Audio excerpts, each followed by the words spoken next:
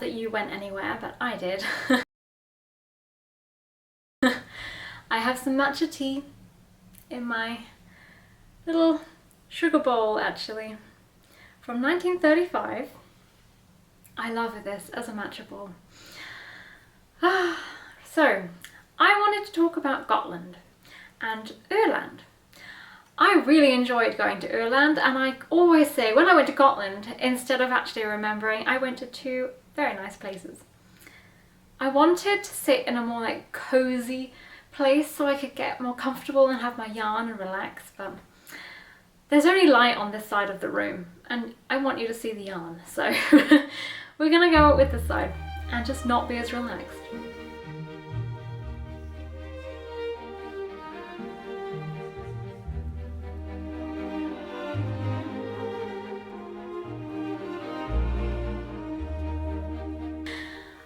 I will probably use my phone to reference where I went and what I was doing because it's all a bit of a exciting blur. Also, I wanted to pronounce the word correctly. I'm pretty sure that O with two dots is not pronounced the same as it is in German. I feel like it's pronounced like ew, like ew. Let's Google Translate it. I don't know. Öland. That doesn't sound like ew. Öland. I went to Öland and to Gotland at the beginning of September. And I 100% went there for yarn. I joked with my husband and then I had to tell him honestly, no really, we're really going there to these two islands, Sweden's biggest islands, because I want to go to the yarn spinneries, and I'm not joking. And you can't get annoyed at me for going to the yarn places and talking yarn and only talking about wool. That's why we're going. So it was ingrained in his brain. So we live in Germany, and instead of taking an airplane, we actually took the ferry. There were several reasons, but one of the main ones was we would have to rent a car anyway to get around the islands, and then we figured we have a car, we could just take that. And then also something really strange, it's probably not, but to me it is, when you stay in like rented accommodation, you have to bring your own bedding, and I find that really strange. So you have to bring your own bedding, your own towels, and we stayed in places that had little kitchenettes, and so you'd have to bring your own tea towels in some of them, and washing up cloths. And I found that really bizarre, but because of that, you could rent them. But it was something like €50, the equivalent, to rent, on top of the price you're already paying to be there. So we packed in our bedding and our towels and took them along. So let's start at the beginning. I have added some footage and I think I will add that at the end because it's about 10 minutes long, but I can't do a voiceover because my editing program doesn't allow it. And I think I would talk way too much and have to constantly pause the video, so I will just insert pictures here and there and then do a big long spiel the video at the end. So we took the ferry from Rostock to Trelleborg, and the ferry is 6 hours long. And it was pretty early in the morning. We had to be there an hour early, and we live about 3.5 hours away from Rostock, so drove up there, took the ferry, and it was a really long ferry because we didn't book seats, we just sat in the canteen area basically. And I took my knitting and I just sat there and knitted on the sleeve of my Yggdrasil pullover. And my husband realised at that moment that there's no internet in the middle of the sea. So he was bored stiff, but after 6 hours we got to Sweden and we stayed in a little, kind of like a farm. I'm not really sure, it was It was an accommodation where you could stay, but they happened to have a farm on it. So when we went in, there was dog kennels on one side, and a donkey and a horse and bunny rabbits. And I thought I heard a pig, but there were a bunch of chickens. And suddenly a pig arrived out of nowhere. So that was bizarre. And they had alpacas. Unfortunately, they weren't awake, they weren't out and about when we got there because it was about 7 p.m. So we stayed in the alpaca suite, and which sounds very fancy, but it was a very cute little A-frame attic room. And in the morning we got up very early, and then we saw the alpacas. They were quite far away, and I discovered that although I have this very fancy camera, I don't know how to use it. I did desperately try to get enthusiastic about learning photography and video skills, but it's really difficult, and I want to really enjoy learning about it, but I don't. So I didn't bring my tripod. I just thought it would work like my phone and I could video, but there's apparently no image stabilization, so all of the videos that I took are like, whoa. Which is very annoying because the alpacas were adorable, but the footage is a bit wibbly wobbly. And I did take pictures, but the sun was rising at that time, so it was right behind them. And although I have been trying to learn about the aperture and the shutter speed and all that, it takes a lot of practice, and I just wanted a quick picture because we were in a hurry, because we had to go, because we had to get to the other side of Sweden by about midday. So my pictures are a bit rubbish. But they're there and the memories are here, so that's the important thing. So I really wanted to go to Öland, Ullcentrum wool Spinneri wool shop, but they shut at 4, and we were staying at the complete opposite end of the country, and Öland is an island on the other side of the country. So we had to drive for about 5 hours, I think it ended up being. And we got lost getting to our abode, and that didn't help. But we managed to get to Ullcentrum at 4 and they shut at 5. So, whew, did it. So we went to a little bakery, which I was recommended, so thank you.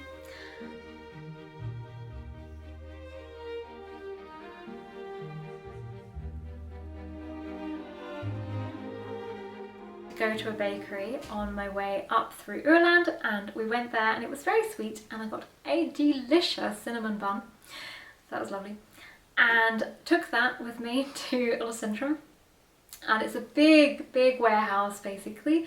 They've got loads of knitwear, lots of already knitted jumpers and cardigans and soaps and wool soaps and all the things, so many things. And then they had a big section of wool, which was beautiful. It was so beautiful. And although you can buy Ullcentrum wool in Germany, I really wanted to go. I wanted to see it in person. I wanted to see all the colours, and we were driving that way anyway, and we needed to have a stopover between Trelleborg and Gotland, so why not go to Öland? I will show you the yarn I got. I didn't go too wild because I wasn't sure what was on Gotland.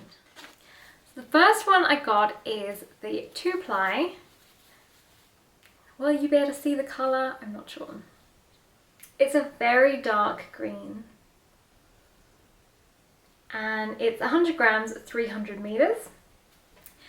If you've been here a while, you'll know I knitted a Skandia festive yoke, festive yoke pullover, Christmas one, in this wool. Not this colour, but this wool, and I loved it. It was such nice wool to work with, and it made colour work look so good. So I was very happy to find this because I want this to be a vintage Christmas knit.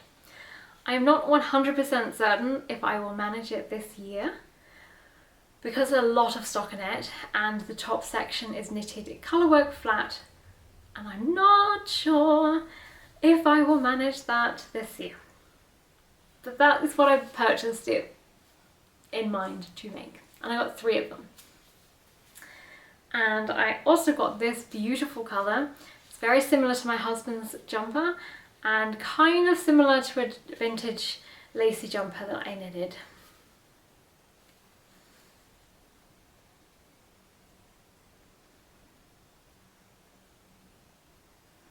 And I got 3 of these as well.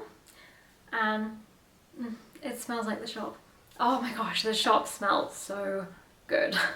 My husband had to leave the shop because it was too overwhelmingly smelly, but to me, it smelled amazing. And this, I have vague plans. I think I want to make the Jan pullover, which, although it's called Jan in Susan Crawford's vintage book, I think it's the Stitch in Time volume 2, I think. Susan also sells the pattern singular, but I have the original pattern, the original vintage pattern of that, and I would like to knit this with this wool, because I've discovered that when I use fingering weight wool, the stitches just don't look so good, so I just have to adjust. I just have to completely change the entire pattern to fit the gauge of this yarn. I've done it before on other ones, so I can do it again. It's just very intimidating at the beginning. But once I've got into it, I think I'll get it. So that is the plan for this one. Probably in the winter time I'll do that, because I have so many plans before then. I also got, and it's hiding, I got one of those cable stitch holders, like those long plastic tube things. Originally I got some before they became like an in thing. I ordered a bunch for 2mm to 3mm or 3.5, but they were out of stock, so they sent me 3.5 to 6, which means that anytime I'm knitting, which is basically 90% of the time, anytime I'm knitting something like socks or a vintage jumper that's on 3mm needles, I can't really use them because this cable wire thing is bigger than my stitches. So I got one of those there, so that was great. Didn't get anything else there. Everything was beautiful, but everything was pretty expensive that I didn't actually need. Like, I don't need felted placemats. I don't need fancy wool soap, but it was very beautiful. They also had something that, do you ever have a project that you desperately want to make? It's not necessarily something you want to wear, but you just see it and you think, I want to make that. Usually I'm quite a practical person with knitting because it takes so long to do that I want to be able to use it. But I'm not saying I wouldn't use it, but it's quite an intense shawl. There's an Öland shawl that I first saw on Trollenwall. I think it's Trollenwall. They're a Dutch company. I first came across this pattern via them, and they sell kits, and also they sell kits in the Ullcentrum shop. I really wanted to buy a kit. It wasn't like extortionately expensive, but it wasn't cheap, and I didn't need it right there and then. But there are parts of me regretting it, but I wouldn't have been able to afford any other yarn if I had bought it. So basically there's this really cool shawl, which I'll try and put a picture, but also I saw it in person and my heart skipped a beat, I'm sure. Oh, it's just so breathtaking. It's so beautiful, and I really want to make one. And funnily enough, I had decided when I first saw it maybe a year ago, I'm very unsure about time when I saw anything or cast on anything. When I very first saw it, I thought, I want to make this, and then at some point in my life I may go to Öland and I can wear it. I definitely didn't expect that I would go to Öland this year at all. It was not something that I ever thought possible, I suppose. I didn't think my husband would be interested in going to an island in the middle of like the Baltic Sea, and surprisingly enough he really loved it and we want to go back. So yay. And what was I saying? Yes, so that was there, it was lovely, and I will get the kit one day. I'm still living off the excitement of seeing it, and my husband did take a picture of me holding the kit and I have the most ridiculous face. But unfortunately all the pictures came out blurry, so it's even more amusing really. But that was a wonderful store, and if you're ever there, do visit. It's really, really nice. And from there we drove to a beach, I think it was Klinta, an area in Öland, and there was a beach and the sun was setting and it was so beautiful. When you live in a place like Berlin that has no ocean and you don't see the ocean for a long time, like during the pandemic where I didn't get to see the sea for years, it's so nice to see the sea and put your feet in and paddle along the sand and watch the sun set. Oh my gosh, my heart was so full. I was so happy just seeing the sea and just seeing the sun. I live in an apartment and it's surrounded by other apartments, so I don't really see the sun. I don't ever see the sun rise or set. I don't even know where I would go to see that, because every building is so high. And it was just wonderful. And I ate my cinnamon bun by the sea. It was wonderful. You're going to hear that sentence quite a lot. We stayed in an old Swedish house. The owner still lived in the house, but he'd kind of sectioned off one side of the house to rent out to guests. And like the wallpaper was old, and the floors were all wooden, and the ceiling was wooden. Oh, it was so beautiful. I'm obsessed with Swedish houses. I love the red houses. I just love these wooden houses. I love houses in general, actually. If I ever find ceramics or cups or plates with houses, I am in love. I just love them. Anyway, distraction. From there you could see the sea, and we sat in our living room and watched the sun like completely set, and it was so nice. I also bought my own teapot and cups and tea, and so that was lovely. It was really like being at home with our stuff and sitting there all comfortable and happy. I bought a whole bunch of tea from Cobb's Tea Company, so that was wonderful. And then our ferry to Gotland was a bit of a nightmare, because when we booked it, we completely messed up, and we booked our return ticket for the Tuesday and our arrival ticket for Friday instead of the other way around, and we suddenly realised this and panicked and had to change it about 2 weeks or something before the trip, and maybe longer, I don't know. And so the ferry was meant to be around 3 p.m. so that we could enjoy Öland a bit longer. But because we messed up and the ferry had to be changed, the ferry was at something like 7 in the morning. So we had to get up very early and get to the ferry. And the ferry is not on Öland, it's on the mainland, which was like an hour and a half or so from where we were staying. So we had to get up very early, drive, get there on time, and then get the ferry. And I think every day, we were only gone for 6 days, which both of us regret a lot. We wish we'd stayed 10 days, maybe 14, but we weren't sure because of the weather, because generally the weather in Gotland is supposed to be quite rainy and windy, but this was this miraculous 2 weeks of the year that they had sunshine all the time. So we were very lucky. But if it had been the norm, I'm not sure if we would have had as much to do for 2 weeks if it was rainy and windy all the time. So that's why we didn't book it. But both of us regret it bitterly now.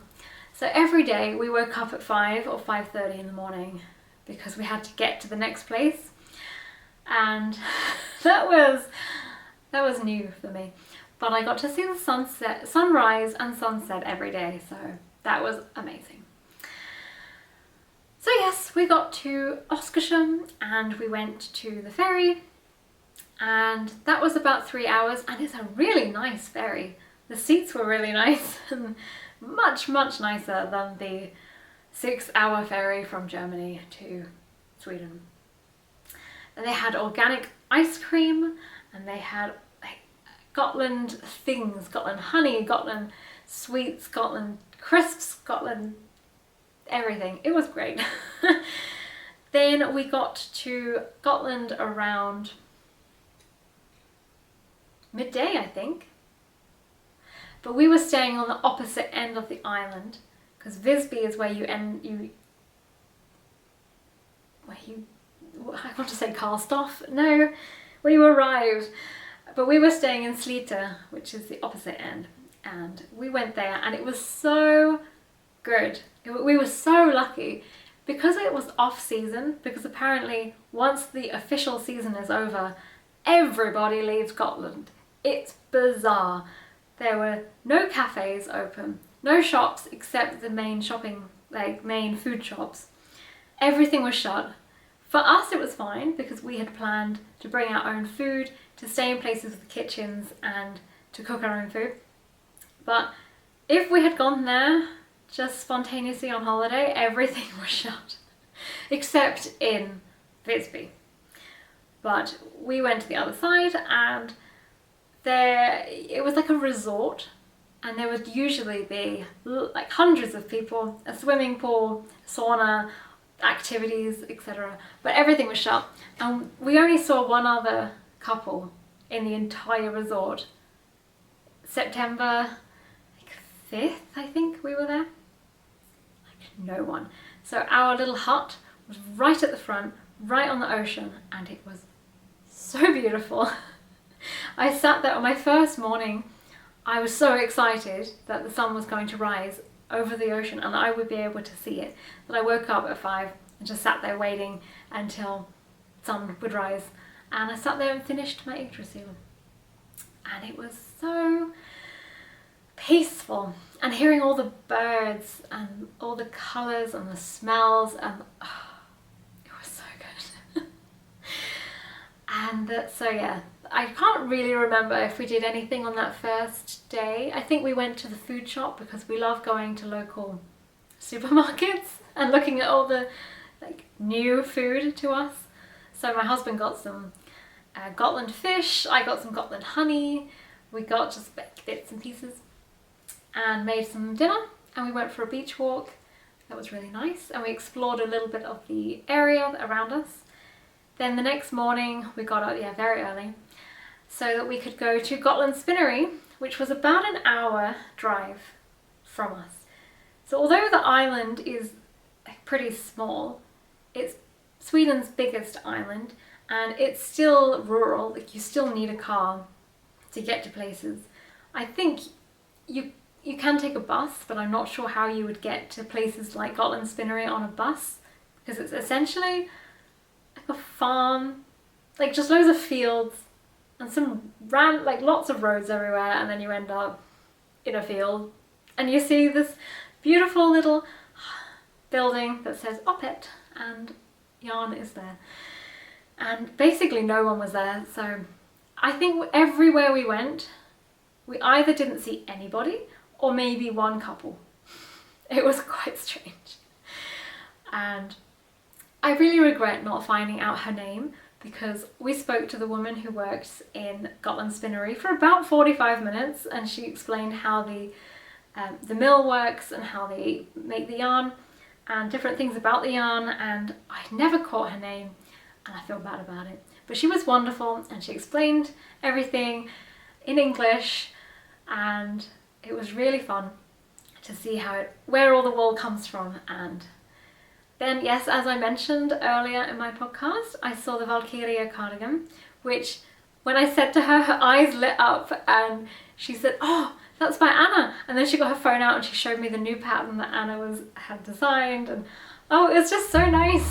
It was really nice just connecting with another human being about wool and knitting and Swedish patterns. And so I purchased my lovely yarn.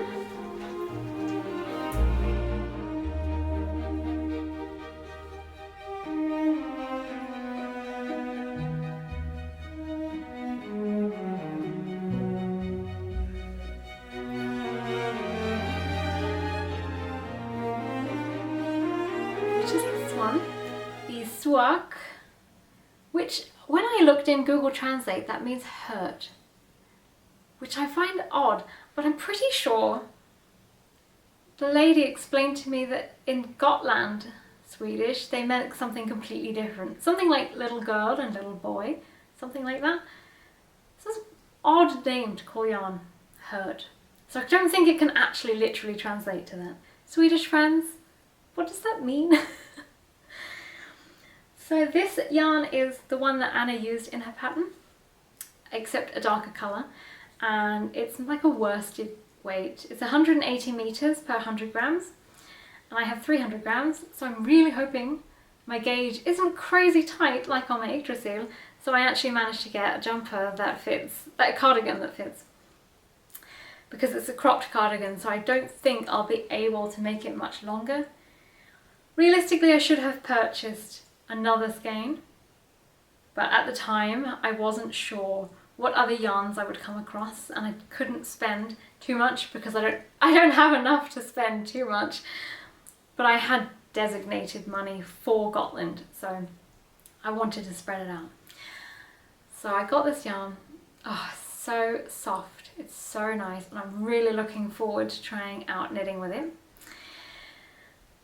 So I'm going to make the cardigan I'm hoping I'm going to cast it on this week, and I'd like to skein this up today. Skein it up? No, cake it up today and make a start. Because now I have the pattern. Thank you, you know who you are. I did also purchase another spontaneous yarn there. I think it's pronounced Leilu. Leilu or Lailu. This is 100% Leicester Gotland wool, 250 meters, 100 grams. I have absolutely no idea what I wanted to make with this. I think when I was there I saw these really cute mittens and they were knitted in this, but I'm not sure if I will. They were lace mittens and they were really pretty, so either I will do that or I'll add it to some kind of colour work, but I just thought it was really nice and I wanted it.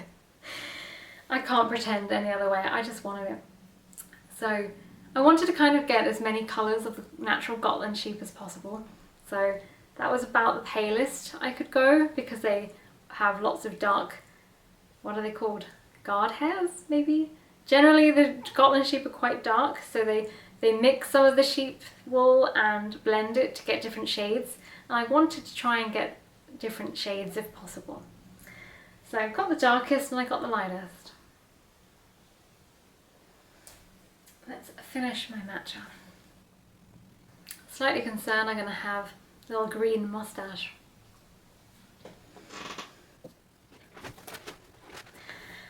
Okay, what did we do after Gotland Spinneri? So then we went to Visby, and I was really looking forward to going to Visby, but it's the only place that disappointed me, and I would happily go back and have my mind changed because I really want to like it, but I don't know. I've been to several old towns and they have this really exciting vibe, and you get a feel for like the area and you want to explore places and everything's really beautiful and you want to take pictures of everything, and I just didn't get that feeling when we got to Visby Old Town. And it's the only place in the whole of the whole of Sweden. I've only been to Stockholm and Trelleborg along to Öland and then to Gotland, but out of my whole experience in Sweden, that was the only place that the people were just a bit rude. I don't know if they were just done with all the tourists or that everybody just happened to have a bad day, but everyone was so rude and every place that we went, that it just kind of was a bit of a buzzkill. And I found a shop that I really wanted to go to because we'd seen it on YouTube when we were learning about all the places to go and what to see. I was so excited to go, and there was a whole bunch of wool, but no information about what kind of wool, how many grams, how many meters, and I suppose I just got a bit annoyed. I don't want to like name and shame. I really love the bit like what they're doing, and the wool is beautiful. I don't have any problem with the company or the products. I felt a bit annoyed because if you're selling a product, you should know what you're selling. And I asked the woman, could you tell me how many, like about this yarn, like how many meters is it, how many grams, what's it made of? And she just was like, I don't know. And it really bothered me. But luckily the owner of the store was there. So the woman at the till went and got her, and she came out and she explained a little bit more about some of the wools. So that was really good. And that made me happier to buy some, so I did. And it's the Ansava farm, Gotland wool. And this is a 2-ply wool, and it's from Gotland sheep, if you can't tell by the colour. But there were only a couple of these. There were just a bunch of random yarns in baskets, but with no information. And some of them had prices, some of them didn't. And I think this one's something like 113 grams or something. I weighed it later. But, oh, it smells so good. The woman owns like a farm, and she's got her own sheep, and she has merino sheep and Gotland and I think Leicester. And she makes or gets her sheep wool turned into yarn, and yeah, it's really beautiful and smells really good. I just had a bit of a stressful experience in the shop trying to find out what I was buying. And then I found another store, and I was so excited to go there because when we were in Gotland Spinneri, the woman told us there's another wool spinnery just a little bit north of Visby. You should go there. And I saw that they had a shop in Visby, so I excitedly went. And the same thing happened, but way worse, because they had a whole bunch of yarn and they had some in a basket on discount, but it just said discount but didn't have prices. And then when I went, I picked up a few of the yarns and asked her, could you tell me what yarn this is and how many meters and grams? She just went, no, and continued knitting. And her attitude just really annoyed me. She didn't say, no, I'm really sorry, and gave a reason. She didn't say, I'll try and find out for you. She made absolutely no effort whatsoever and just went, no. Like me asking in a wool shop a question about wool is a weird thing to do. So I left immediately and didn't buy anything because it really me off. But I really loved the choice of yarns that they had. So the next day we went to their wool spinnery a bit north of Visby, and there I went and got some and decided not to ask any questions to anybody ever again so that I wouldn't have a negative experience. So I will show you those. The woman that was working there I don't think really spoke much English in the actual spinnery, so I just didn't ask any questions, and I just looked at the yarn and enjoyed looking at all the different types. I can't pronounce it, but it's something like Stenkrika Ullcentrum.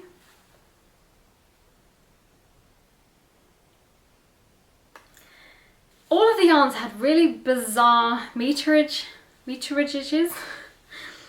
So I thought I would go and get 400 meters, 100 grams, or like either a DK or sport weight or fingering for different projects I had in mind, but none of the spinneries really worked like that there. So this one's 100 grams and 230 meters, and the recommended needles are between 3 and 6 millimeters. And all of the others were so random. Like one was, if you picked one in this color, it was something like 500 meters. If you took the same one but in a darker color, it was 600 meters per 100. Some of them were like 460 or 200. Like they were so random that I wasn't really sure what to buy because they didn't really fit any of the patterns I have, but I really wanted to buy some. So I saw this one in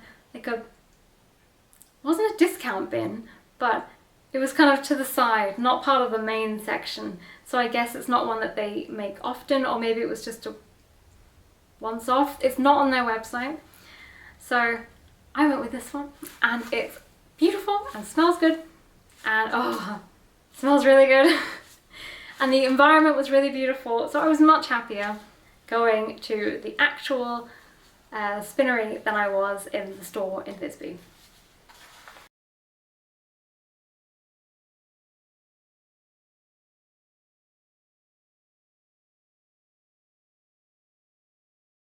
And so we left very quickly, which was super weird for us because we really were so excited to go there and explore, and we just lost interest and ended up going a very long way out of the town to go to a Red Cross because I was so annoyed that I hadn't been able to have a nice time, and I wanted to go to loads of thrift stores, but they just didn't seem to either exist or weren't in that area or weren't open or were miles away. So we found one, and I was so happy that we went there because although I nearly had full-on blown out argument with my husband over walking so far, I did have some success. My phone is going to run, not my phone, my camera's going to run out of battery again. So there was a Red Cross with wool, and usually, as in always, I only ever find acrylic wool, but this time I found actual wool, and I must have looked a bit odd because I was just like, yep, that's wool. Yep, that's wool.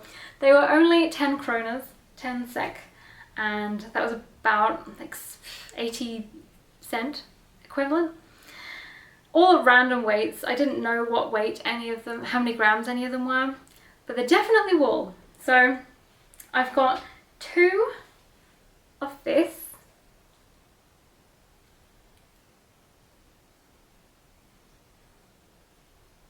And I did write down how many grams, but can't remember, but it's not really relevant right now. I've got a bright yellow one, and I'm pretty sure this is Gotland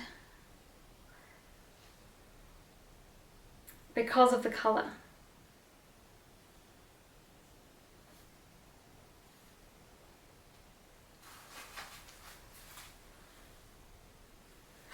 So that was thrilling. This is 100 grams and it's single ply. I have no idea what to do with it, but there was no way I was going to leave that behind because I didn't know at the time that I would be able to get some of the wool from that shop that I didn't have success with in Visby. But I really was set up to buy some wool, and then I was sad that I didn't. So 80 cent for 100 grams of Gotland wool, or just under €4 for 270 grams, I think I have in total. Not bad. Very, very happy lady. I'm going to charge my phone, my camera, and then I will continue talking. Okay.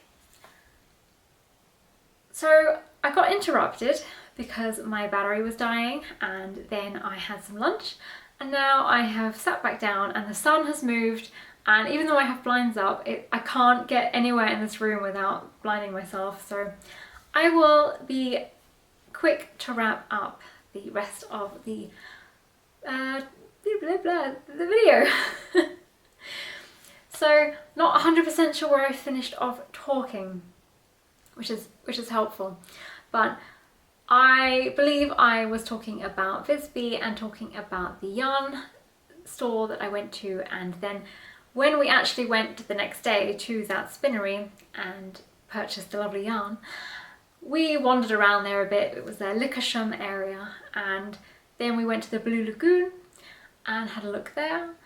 And yeah, honestly, I don't really remember what else we did because all my pictures are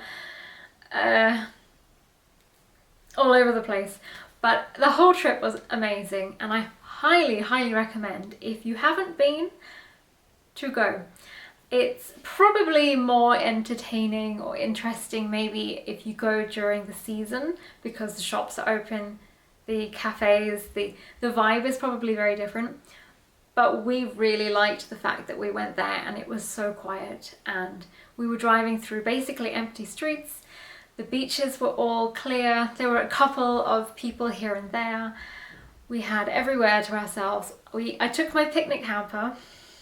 I love my picnic hamper, and we packed that and we filled that with all kinds of lovely things, and we had picnics every day in really beautiful locations, by the lakes, by lagoons, by the beach. It was lovely. And yeah, that's basically what we did. It was a very quick whirlwind trip really, because then we had to leave really early the next day, the last day. We were there for 3 nights, and then we had to drive from Gotland, like from the one end of Gotland to the other, which was about half an hour, 40-minute drive to my memory. Get the ferry, 3 hours later, get off the ferry, then drive to the other side of Sweden, down back to Trelleborg, and stayed the night there. Then got a very, very early ferry at 7 a.m. so that we could get back to Germany.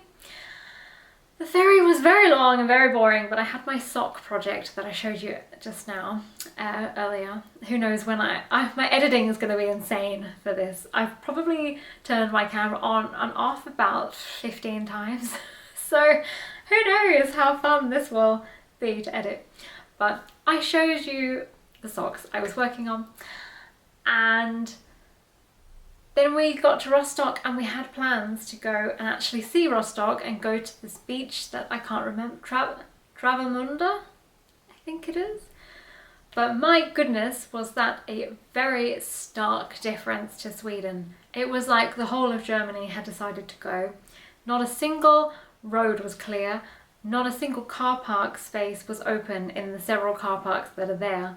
We ended up going to a small-ish beach just a little bit down the coast from Travemünde, and it was so full, and the parking was something like €8 an hour, and we couldn't park properly. It was so stressful. So we went down, realised that the entire beach was filled with people. It was a very small, cramped beach and all stones, and we basically went there, looked around, turned around, got back in the car and came back to Germany, to Berlin. And we went to our lovely lake, which is nearby, and that was so much better, so calm.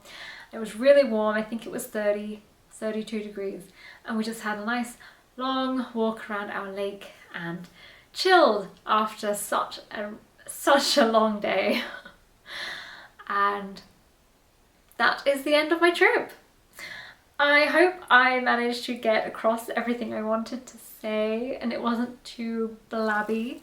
I'm a little bit overexcited talking about Sweden and my trip, and I tend to forget like really important details. So if there's anything that you wanted to know that I might know the answer to, feel free to drop a comment below or send me a message. And yeah, hopefully I've encouraged you to go visit Sweden and to the islands. They are so worth a visit and they're so beautiful. So yeah. Thank you very much for watching, and I will see you next time. Bye bye!